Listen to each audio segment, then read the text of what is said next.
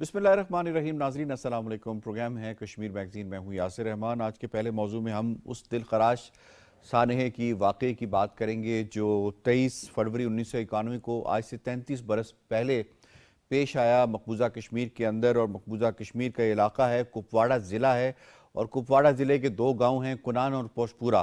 ان دو گاؤں کے اندر Indian military forces نے ایک پوری پلانڈ ایکٹیویٹی کر کے 1991 وہ سال ہے یا وہ ٹائم ہے جس کے اندر جو حریت کی جو جد و جہد تھی وہ عروج پر تھی، اور ہندوستانی فوج کو یہ سمجھ نہیں آ رہی تھی کہ اتنی بڑی تعداد میں فوج کو انکریز کرنے کے بعد بھی اب ہم کشمیریوں کو کیسے روکیں. تو انہوں نے ایک طریقہ یہ دریافت کیا، یہ طریقہ ڈھونڈا کہ کیوں نہ مولسٹیشن جو ہے اس کو انسٹرومنٹ کے طور پہ استعمال کیا جائے.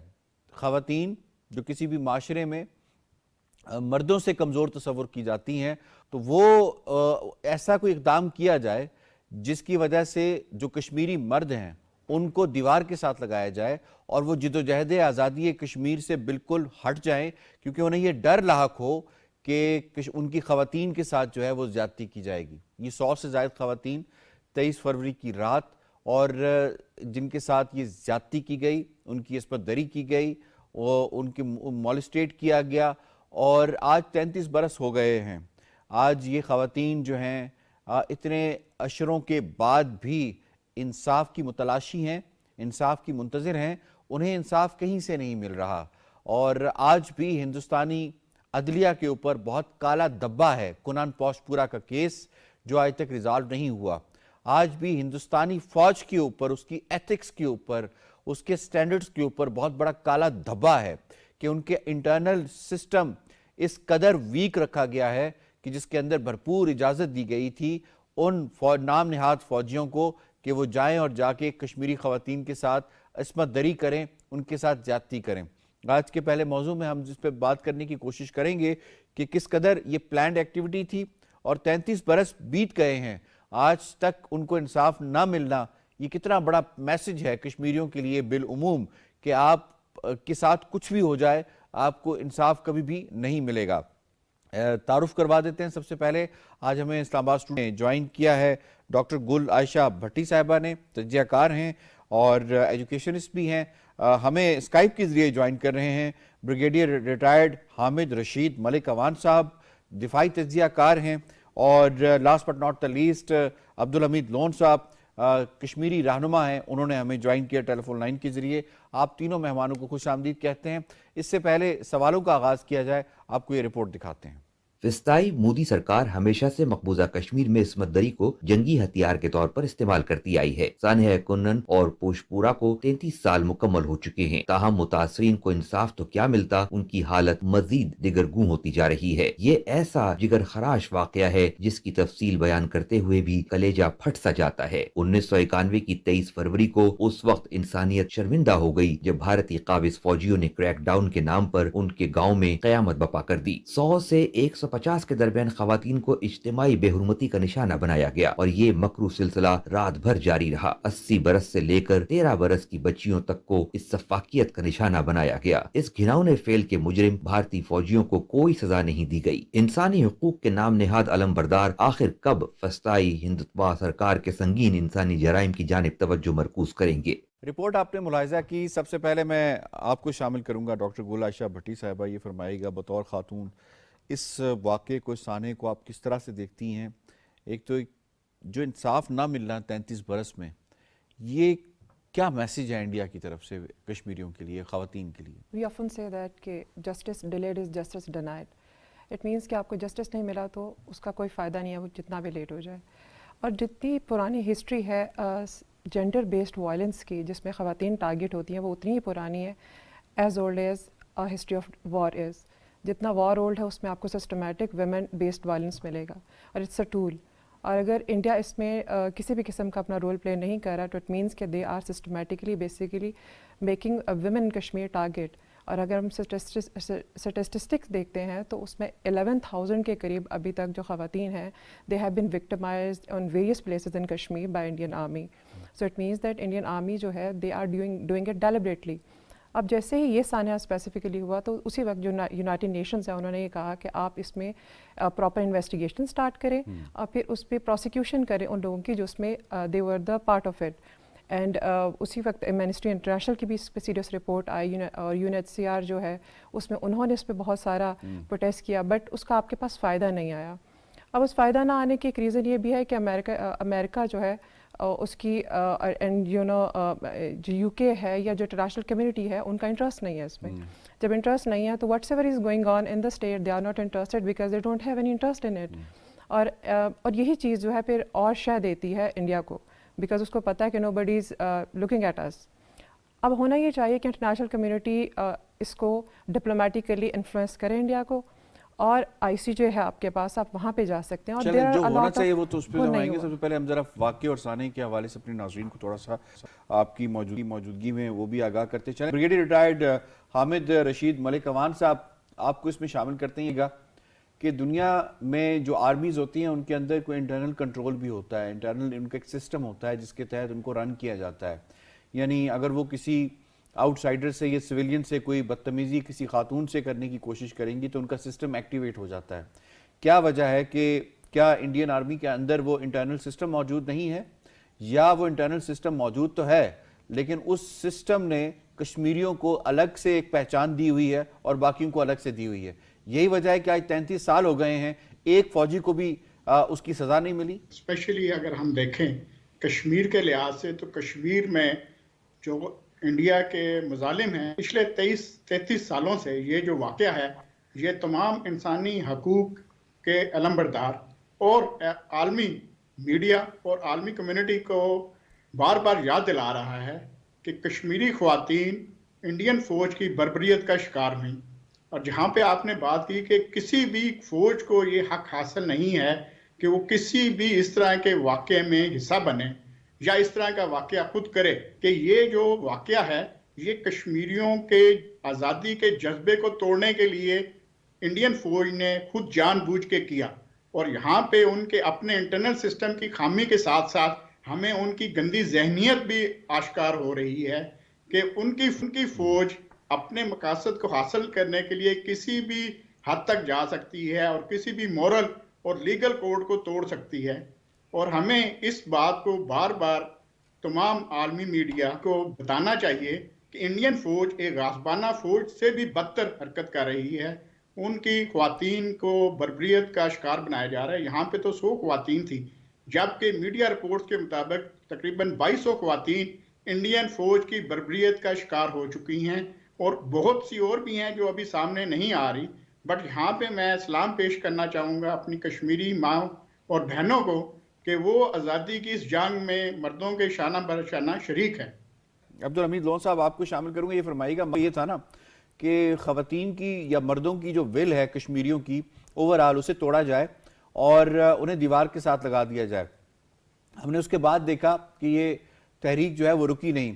تو مقاصد جو تھے ان میں کس حد تک انڈین فوج کامیاب ہوئی, اور یہ بتائیے گا کہ خواتین کیا اس واقعے کے بعد پیچھے ہٹ گئیں آزادی کے اس نعرے سے, آزادی کی اس تقاضے سے؟ دیکھیں, یہ جو 23 فروری 1991 میں جو یہ سانحہ پیش آیا, ایسی سیارات تھی کہ اس کو کبھی کشمیری بھول نہیں سکتے ہیں. اور 100 کے قریب تقریباً خواتین جو ہے وہ اجتماعی زیادتی کا شکار ہوئی ہیں. جب تحقیقات ہوئی, جب شور ہوا, جب لوگ باہر نکلے, ہندوستان نے اسے پروپیگنڈا قرار دیا. مگر اس کے بعد 17 مارچ 1991 میں chief justice Jammu Kashmir high court نے ایک تحقیقاتی کمیشن بنایا جہاں پر 53 خواتین نے عصمت دری کا اعتراف کیا, اور جب ان کا طبی معائنہ ہوا تو وہاں پر بھی زیادتی اور تشدد ثابت ہوا. دراصل ہندوستان ہتھیار کے طور پہ خواتین کو وہاں استعمال کر رہا ہے. اس کا مقصد یہ ہے کہ جس طرح سے میرے بھائی نے بات کی کہ ان کے جذبہ آزادی کو میں توڑوں, کشمیریوں کو میں جذبہ آزادی سے دور کروں. دراصل یہ اس کی روز اول سے ایک ایسی گناہونی سازش رہی ہے. مگر اس سانحہ نے جہاں پر ہندوستان کے جمہوری چہرے پہ ایک کالا دبا لگا دیا, وہیں جب 92 میں اس پروپیگنڈے کا جو ہندوستان کہتا تھا یہ پروپیگنڈا ہے, امریکی اسٹیٹ ڈپارٹمنٹ نے ایک رپورٹ پیش کی جس میں اس نے کنن پوشپورہ سانحہ میں بھارتی قابض افواج کے خلاف جو اجتماعی زیادتی ہوئی اس کے ناقابل تردید ثبوت جو ہے نا ناقابل تردید ثبوت پیش کیے. دوسری جو حقوق البشر کی تنظیمیں ہیں انہوں نے بھی بھارت کے تحقیق پر یا جو ان کا طریقہ تھا اس پہ سنگین شکوک و شبہات کا اظہار کیا.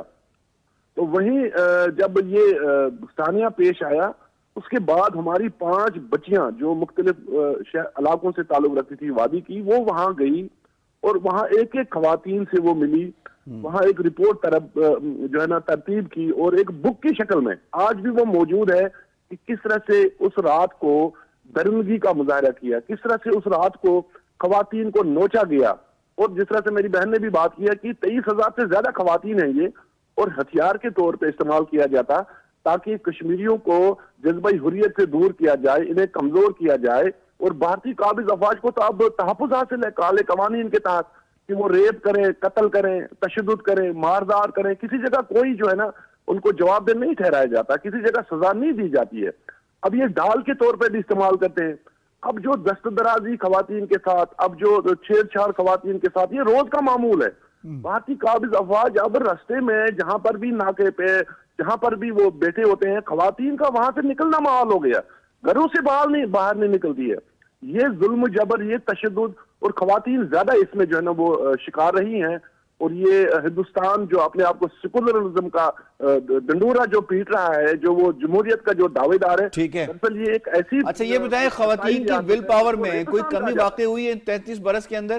آج بھی ہماری خواتین شانہ بشانہ ہمارے ساتھ کھڑی ہیں, آج بھی وہ اس جدوجہد آزادی میں اپنا حصہ ڈال رہی ہیں, آج بھی وہ بغیر کسی ڈر خوف کے ظلم و جبر کا مقابلہ کر رہی ہیں. ہندوستان نہیں توڑ سکا ہمارے جذبہ آزادی کو, وہ خواتین کے حوصلوں کو نہیں توڑ سکا. آج بھی ہماری کئی جو ہے نا خواتین ہندوستان کی جیلوں میں پابند سلاسل ہیں. آسا اندرابی کو آپ دیکھیں یا دوسرے جو خواتین ہیں آپ جیلوں کے اندر ان کو دیکھیں, ان کے حوصلے ہمالیہ کی چوٹیوں سے بھی بلند ہے.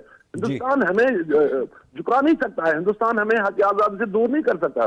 ہماری خواتین کا اس میں ایک بڑا رول ہے اور ان ظلم و زیادتیوں کا بے شک اس کو جو ہے نا آئی سی جے کے اندر عالمی عدالت کی جو انصاف آپ نے عالمی عدالت کی بات کی, میں ذرا اس میں آپ کو شامل کروں گا. ڈاکٹر گل یہ فرمائے گا کہ جنگی جرائم کا مقدمہ نہیں بنتا انڈین آرمی کی جو انہوں نے جتنا بڑا جرم کا ارتکاب کیا ہے؟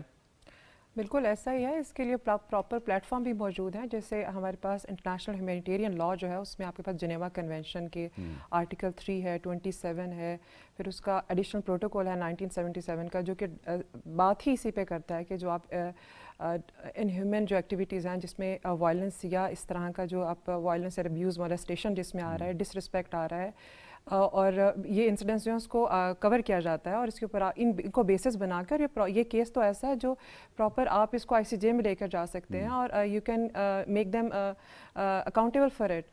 بٹ ساتھ ہی اس میں یہ بھی ہے کہ اویئرنیس بہت ضروری ہے کیونکہ بہت سارے لوگ اس کے بارے میں نہیں جانتے, انٹرنیشنل کمیونٹی اس سیویرٹی کو نہیں جانتی. ابھی جس بک کی بات عبدالحمید لون کر رہے ہیں جن فورمز کو جاننا چاہیے ویسے ان تک انفارمیشن بھی ہے, اور انہوں نے شروع میں جس طرح آپ نے خود بتایا کہ یونائٹڈ نیشنز نے بھی اس کے اوپر بات کی, باقی U N H C R نے بھی اس کے اوپر بات کی, لیکن اس کے بعد جیسے وقت گزرتا گیا تو بات کم ہوتی گئی ویسٹرن انٹرسٹ کی وجہ سے.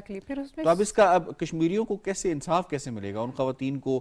دیکھیے ایک خاتون کے طور پہ ایک سائیکولوجیکل امپیکٹ ایک خاتون کے اوپر, پھر پورا کا پورا گاؤں جو ہے ان سے ایک سوشلی جس طرح سے ایک ڈسٹنس کیا جا سکتا تھا اس وقت اس زمانے کے اندر, ان کے اوپر ایک سوشل ٹیبو لگا دینا, پھر جو باقی معاملات, اس سارے معاملے سے ان خواتین کو مکتی کب ملے گی, انصاف کب ملے گا؟ بالکل میں اسی طرف ہی آ رہی ہوں. آپ دیکھیں کہ اب انٹرنیشنل آرگنائزیشن جب کام کرنا چھوڑ دیتی ہیں تو پھر ہمارے پاس سوشل میڈیا ہے اور وہاں پہ you have to be active, you have to create awareness. Because ابھی دیکھیں کہ فلسطین کے ایشو پہ غزہ میں جب وہ جنگ بندی کی بات کریں تو because of the pressure from their common مین.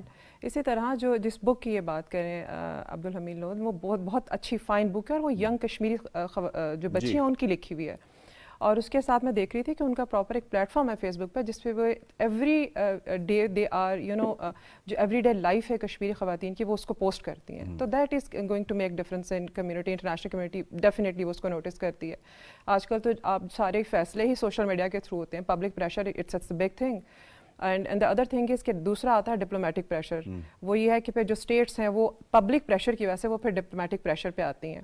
اور پھر ڈپلومیٹک پریشر آپ انڈیا کو اکاؤنٹیبل کر سکتے ہیں, آپ ان سے کہہ سکتے ہیں ہمیں رپورٹس یا اوپن انویسٹیگیشنز یا ایسی نیوٹرل انویسٹیگیشن کرنے دیں جس میں ہمیں پتہ چلے کہ ہمیں رائٹس کی اٹراسٹیز جو ہو رہی ہیں وہ کہاں ان کو کاؤنٹر کیا جائے, ٹھیک کیا جائے. اینڈ تیسری جو امپورٹنٹ چیز اس میں یہ ہے کہ اس پہ ایک ہیومن رائٹس کا کمیشن بنانا بہت ضروری ہے کہ فردر اس کے اوپر اس قسم کے کوئی انسیڈنٹس نہ ہوں. پھر ایک اور بڑا انٹرسٹنگ پوائنٹ ایک کشمیری اسٹوڈنٹ تھی, اس نے ریز کیا ہوا تھا جو میں دیکھ رہی تھی, اور وہ کہتی تھی کہ ہمیں انڈین موویز میں آبجیکٹیفائی بہت کیا جاتا ہے. کشمیری جب بھی کشمیر پہ کوئی مووی ایسا کچھ بناتے ہیں تو ہمیں آبجیکٹیفائی کرتے ہیں, جو کہ ہمیں اچھا نہیں لگتا, because we are educated and we are determined, اور ہمیں جو ہمیں پورٹری کیا جاتا ہے وہ ہم اس کے بہت اگینسٹ ہیں. ٹھیک ہے, تو دیٹ از سم تھنگ جو ان چیزوں کو میجرز ان کی لینی چاہیے, یہ سلوشنس ہو سکتے ہیں. ٹھیک ہے, یقیناً اس کے اوپر جو متعلقہ ادارے ہیں انہیں کام کرنے کی ضرورت ہے. ہر سال ہمیں پچھلے سال کے حوالے سے اور ان 33 برسوں یا 32 برسوں کے حوالے سے بات نہیں کرنی چاہیے, بلکہ اس کے اوپر ڈیولپمنٹ ہونی چاہیے اور ہندوستان کو کٹہرے میں کھڑا کرنا چاہیے, اس کی فوج کو کٹہرے میں کھڑا کرنا چاہیے. دوسرے موضوع کی جانب ہمیں بڑھنا ہے. دوسرا موضوع ہے کہ مودی نے ان 10 سالوں کے اندر انڈیا کے اندر کیا اچیو کیا ہے. یہ پاکستان جو ڈوسیئر انٹرنیشنل دنیا کو دیتا رہا ہے کہ کس طرح سے مودی کا انڈیا جو ہے وہ دوسرے ممالک میں دراندازی کرتا ہے اور دہشت گردی کرتا ہے, اسٹیٹ ٹیررزم کرتا ہے. وہ نہ صرف پاکستان میں کرتا ہے بلکہ اس نے کینیڈا میں کیا, اس نے یو کے اندر کیا, مختلف امریکہ کے اندر اس نے ایک کوشش کی جو کہ ناکام ہو گئی. اسی طریقے سے باقی ممالک میں بھی کر رہا ہے. تو 10 سال میں ایسا کیا اچیو کر دیا ہے؟ خود ان کے اب کانگریس کے جو لیڈرز ہیں وہ بول رہے ہیں اور خود بات کر رہے ہیں, اور یہ ایک لیڈر ہیں, سینئر کانگریس کے لیڈر ہیں کیرالہ سے, رمیش چینیتھالا ان کا نام ہے, اور ان کا یہ کہنا ہے کہ مودی نے تو وعدہ کیا تھا کہ میں 2 کروڑ یوتھ کو نوکریاں دوں گا, مودی نے یہ وعدہ کیا تھا کہ میں 100 سمارٹ سٹیز بناؤں گا, مودی نے یہ وعدہ کیا تھا کہ میں جو ڈیلی یوز کی جو چیزیں ہیں ان کو کم کروں گا, ان کی پرائسز کم کروں گا. لیکن ان میں سے کوئی ایک وعدہ بھی مودی نبھا نہ سکا, بلکہ اوپر سے اس نے یہ کام کیا کہ ایک رولر ہوتے ہوئے اس نے رام مندر کے جو اس کا ادگھاٹن کہہ سکتے ہیں یا جو اس کا آغاز تھا, افتتاح کیا گیا تھا, اس میں پارٹیسپیٹ کیا. اور وہ ایک بہت بڑا میسج تھا کہ مودی کا جو رول ہے وہ صرف اور صرف ہندو انتہا پسند سوچ کے اوپر ہے, اور اس کے علاوہ اس کی کوئی رول کا کوئی بیس نہیں, کوئی گراؤنڈ نہیں, کوئی پرفارمنس نہیں. جبکہ کوئی بھی احتجاج کرتا ہے یا پروٹیسٹ کرتا ہے تو اسے کرب کر دیا جاتا ہے. تو 10 سالوں کی جو اچیومنٹ ہے اس پہ ذرا بات ہم بھی کر لیتے ہیں. بگیڑی صاحب, آپ کو اس میں شامل کروں گا, یہ فرمائی کہ کس قدر آپ دیکھتے ہیں کہ جو مذہبی انتہا پسندی ہے وہ سرایت کر چکی ہے ہندوستانی معاشرے کے اندر, اور اس میں بی جے پی اور آر ایس ایس کا کتنا بڑا کردار ہے, اور کیا یہ انڈو اب ہو سکتی ہے؟ مودی جو ہے یہ گجرات میں کسائی کے طور پہ مشہور ہوا, اور اس نے وہاں پہ مسلمانوں کے اوپر سب سے پہلے ظلم شروع کیے. 10 سال گزرنے کے بعد جو ہم دیکھتے ہیں, جہاں پہ آپ نے بڑے اچھے طریقے سے بیان کیا کہ کانگریس کے رہنما ابھی کھلے عام کہہ رہے ہیں کہ جو وعدے مودی نے کیے تھے انڈین عوام کے ساتھ وہ پورے نہیں کر پائے. لیکن اگر ہم اس کے ہمسایوں کے ساتھ تعلقات دیکھیں, پاکستان کھلم کھلا انڈین دہشت گردی کا شکار رہا. کلبھوشن کا واقعہ اور بہت سے ایسے لوگ پاکستان میں دہشت گردی میں شامل رہے, اور ان کے واضح ثبوت جو ہے وہ دنیا کو دکھائے گئے. بجائے مودی کو ایک ذمہ دار وزیر اعظم اور شہری ہونے کے لیے کہیں, انہوں نے مودی کو کھلی چھٹی دے رکھی ہے. اگر یہ چائنا کے خلاف ایک چال کے طور پہ استعمال کی جا رہی ہے, بٹ اس سے علاقے میں اور خاص کر یہ ریجن میں امن اور سکون نہیں پھیل رہا. دوسری چیز, اب انڈیا کے اندر حالات اتنے برے ہیں, اسپیشلی مسلمانوں کی جو حالت زار ہے اس کے اوپر آنسو بہانے کے علاوہ اور کوئی چارہ کار نہیں ہے. جبکہ انڈیا کے اندر دوسری طرف جو ہندو جنونیت ہے اور پھیلتی جا رہی ہے, آر ایس ایس کے علاوہ ہم دیکھتے ہیں کہ بی جے پی ایکچولی ایک دوسری شکل ہے, سیاسی نام ہے آر ایس ایس کا, جبکہ ذہنیت وہی ہے. اور آخری جو مظاہرہ کیا گیا ہے بابری مسجد کی جگہ پہ رام مندر کے افتتاح کا, یہ ان کی وہی جنونی سوچ کو ظاہر کرتا ہے. جی, پوائنٹ آ گیا آپ کا, میں اس میں آپ کو شامل کروں گا. یہ فرمائیے گا, اگر اچیومنٹس کی بات کی جائے اوورال, کس قدر مذہبی انتہا پسندی ہندوستان میں بڑھ چکی ہے, اور کیا اب اسے انڈو کیا جا سکتا ہے جس لیول کے اوپر جتنی پولرائزیشن ان کے معاشرے میں ہو چکی ہوئی ہے, اور خاص طور پہ اس مذہبی انتہا پسندی کی وجہ سے وہاں کا جو مسلمان، وہاں کا دلت، وہاں کا کرسچن، وہاں کا سکھ جتنا کارنرڈ ہو چکا ہے، کیا واپس مین سٹریم ہو سکتا ہے؟ بہت مشکل نظر آ رہا ہے. اس کی ریزن یہ ہے کہ جو بی جے پی کی جو آئیڈیالوجی ہے وہ ہے ہی ریلیجسلی موٹیویٹڈ نیشنلزم. وہ سیکولر نیشنلزم تو ہے ہی نہیں جہاں پہ وہ آپ باقیوں کو بھی اکوموڈیٹ کریں گے. اور آپ جہاں تک بات کرتے ہیں کہ پروگریس اینڈ ڈیولپمنٹ کی، وہ بھی نظر نہیں آ رہی ہے. ابھی انہوں نے کچھ دن پہلے جو اپنا انٹرم بجٹ جو پریزنٹ کیا، اس انٹرم بجٹ کے اندر ان کا جو فسکل ڈیفیسٹ ہے وہ اتنا ہائی ہے، پھر ان کا ڈیٹ ٹو جی ڈی پی ریشو وہ اتنی ہائی ہے. تو اس کے ساتھ کہیں ڈیولپمنٹ نہیں دی. اور انٹرسٹنگ بات ابھی جو کانگریس جو ہے وہ بہت اپوز کری ہے، کیونکہ جہاں جہاں پہ کانگریس نے گورنمنٹ بنائی ہے ان کو بھی انہوں نے مارجنلائز کیا ہوا ہے. تو they are developing in those regions where they are ruling. Yes exactly. تو جہاں جہاں ان کو نہ صرف یہ کہ ریلیجس بیسس کے اوپر، بلکہ ان کو اگر پولیٹیکل ڈفرینس آف اوپینین بھی نظر آ رہا تو وہ ان کو بھی مارجنلائز کر رہے ہیں. تو یہ جو ڈیولپمنٹ آپ کو نظر بھی آ رہی ہے، تو یہ صرف اس تھوڑے سے لوگوں کے پاس ڈیولپمنٹ ہے جو لائک مائنڈیڈ ہیں ان کے، بس وہی ڈیولپ کر رہے ہیں. باقی تو پورا انڈیا سفر کر رہا ہے. پھر ان کے آپ یہ دیکھیں کہ اس حالت میں تو یہ کہیں پہ بھی ڈیولپمنٹ نظر نہیں آتی. آپ کے پاس الیکشنز آپ کے آنے والے ہیں ان کے، اور اس کے اوپر ان کو جو میجرز پورے کرنے تھے وہ نہیں ہیں. آپ کی جو جابس کی آپ نے خود ابھی بتایا، جو انہوں نے جابس کے بارے میں جو وعدے کیے تھے وہ نہیں ہیں. پھر اس کے بعد آپ نے کہا کہ ہم اسمارٹ سٹیز بنائیں گے، ہم ڈیولپمنٹ کریں گے. They are nowhere. وہ تو کہیں پہ بھی نظر نہیں آ رہی ہے. اور ریلیجس بیسس کے اوپر جو ایکسٹریمزم ہے وہ تو ان کے بی جے پی کی آئیڈیالوجی کا پارٹ ہے. اس سے تو وہ ہٹیں گے ہی نہیں. ٹھیک ہے. اب ان بیسس کے اوپر پہ چینج کہاں سے آئے گا؟ وہ چینج نظر نہیں آ رہا. کانسپیریسیز اتنی زیادہ ہیں. بلکہ انہوں نے جو ابھی اپنا بجٹ پریزنٹ کیا، اس کے اندر کین یو امیجن کہ اس میں پریزنٹ کیا جانے والا جتنا بھی ڈاٹا ہے، جس میں انہوں نے کہا تھا کہ ایوری تھنگ از گڈ کا ایک امیج جو دیا تھا، اس میں وہ سارے کا سارا ٹیمپر ڈاٹا ہے. وہ ڈاٹا بھی جو ہے وہ کمپرومائز ہوا ہے. ایکچوئل ڈاٹا ہی نہیں پریزنٹ کریں. ان امپلائمنٹ کی حالت دیکھیں. یعنی آپ نے اور پھر کیا کیا کہ ایکچوئل جو ایشوز تھے اس سے نظریں ہٹوائی ہیں، اور بجائے اس کے کہ آپ لوگوں کو گھر دے رہے ہیں یا امپلائمنٹ دے رہے ہیں، آپ ان کو ایک نیا ایشو آف کانفلکٹ دے رہے ہیں رام ٹیمپل بنا کے. تو بجائے ایسے کہ وہ رام ٹیمپل بنا کے آپ اور ریلیجسلی لوگوں کو موٹیویٹ کریں. آپ کو چاہیے تھا ان کو بیسک فیسلٹیز پرووائڈ کریں، وہ نہیں ہے. اور in the longer run I can not see that they are going to change their ideology, because on these basis they are coming since 10 years in the government. ٹھیک، بالکل ٹھیک point آ گیا. عبدالحمید لون صاحب فرمائیے گا، جو ریلیجس ایکسٹریمزم مودی نے اپنے 10 سالہ دور اقتدار میں پھیلائی ہے، اس کے علاوہ کوئی خاص اچیومنٹ نہیں ہے، جیسے کہ ہمارے اینالسٹ نے بھی اس حوالے سے بات کی ہے. تو کیا یہی سیل کرے گا مودی 2024 کے الیکشن میں؟ یاسر رحمان صاحب، جو آپ نے بات کی، واقعی اس وقت مودی کے پاس سیل کرنے کے لیے کچھ بھی نہیں بچا ہے. اور وہ جس طرح سے پچھلے 10 سال سے لوگوں کو بیوقوف بنا رہا ہے مذہب کے نام پہ، اور کس طرح سے اب وہ ایک مرتبہ پھر اقتدار میں آنا چاہتا ہے اور کیا کارڈ کھیل رہا ہے. اس سے پہلے بھی پاکستان، کشمیر، مسلمانوں کے خلاف تقسیم ہند کے وقت بھارت کو جو ہے نا وہ سیکولر ریاست کا نام دیا گیا تھا. لیکن در حقیقت بھارت میں سیکولرزم اب ڈھونڈنے سے بھی نہیں ملتا ہے.